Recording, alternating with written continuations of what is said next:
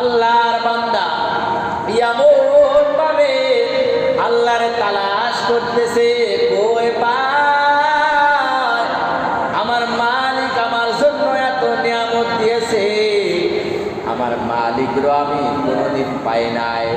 ইব্রাহিম বিন Adham ঘরের ভিতরে এত সুন্দর রাজপ্রাসাদের উপরে বসিয়া আল্লাহ তাআলা এত সুন্দর নাজ নিয়ামত দিয়েছে, স্বর্ণের পালঙ্কের উপরে ঘুমাইয়া এমন ভাবে ঘুমায় রয়েছে, শুয়ে আছে।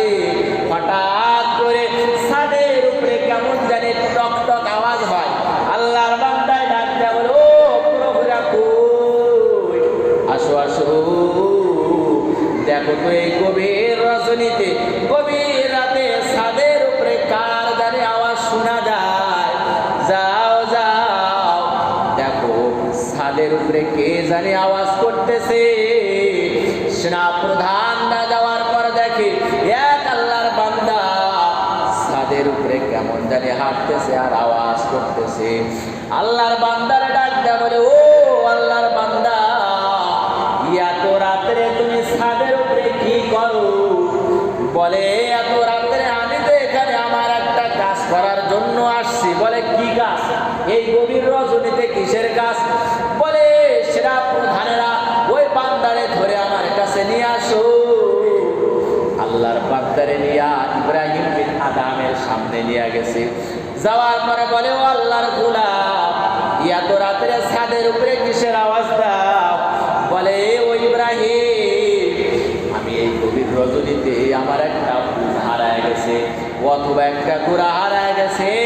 এই গভীর রজনীতে আপনার এই ছাদের উপরে আমার উটটা অথবা ঘোড়াটা আমি খুঁজতেছি। আল্লাহর বান্দা ইব্রাহিম বিন আদহাম বলে, ও আহাম্মক, ও বুকা, তোমার মতো আহাম্মক দুনিয়াতে কেউ নাই। বলে, কেন? বলে, এই গভীর রাতে এই গভীর রজনীতে ছাদের উপরে তুমি কেন ঘোড়া খুঁজতেছো? তোমার ঘোড়া যদি খুঁজতে হয় তুমি জমিনের উপরে খুঁজবা, তুমি জঙ্গলের ভিতরে খুঁজবা, রাস্তার উপরে খুঁজবা, তুমি ছাদের উপরে কেন খুঁজো? আল্লাহর বান্দায় ডাক দেয়া বলে, আমি যদি আহাম্মক হই, আমার থেকে আহাম্মক তো আপনি সব থেকে বড়, আমার থেকে ব্যাকুল তো আপনি বড়, আমার যদি জ্ঞান না হয়, আমার থেকে জ্ঞান তো আপনার আরো বেশি কম। বলে, কেন এমন কথাই তুমি কেন বলছো? বলে, ইব্রাহিম, এই গভীর রজনীতে এই ছাদের উপরে যদি ঘোড়া অথবা উট আমি না পাই, তুমি একটা বার